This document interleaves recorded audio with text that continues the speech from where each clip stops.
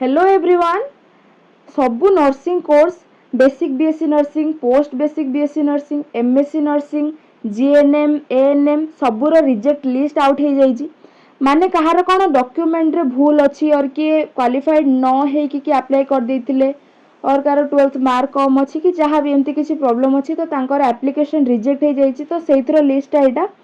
But जदि कौन mistakenly हो जाइला एबे तुम पाखे ठीक डॉक्यूमेंट अच्छी ताहले तुमको टाइम मिली 23 जुलाई 5:30 PM पर्यंत से भितर तुम ईमेल आईडी रे डॉक्यूमेंटा और किसी भी क्वेरीज जहाँ भी तुम ये सेंड कर पारिबो। तो देख चेक केमती कर फास्ट dohodisha.nic.in यही वेबसाइट ओपन करिकी स्क्रोल डाउन कर देन ए लिंकटा देख रिजेक्ट लिस्ट वाले 3टा लिंक अच्छी गोटे जीएनएम एएनएम गोटे बेसिक बीएससी नर्सिंग आ गोटे पोस्ट बेसिक आउ एमएससी जहाँ भी तो देखीदेव तुम माने कौ कोर्सटा तुमर मुझे basic BSc nursing reject list देखौजी तो देख ये तुम तुमर एमती चेक करदब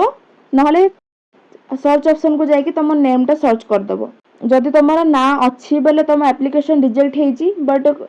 कौन डॉक्यूमेंट एबे तुम ठीक देबाक चाहूच बेले सेटा तुम दे पारिबो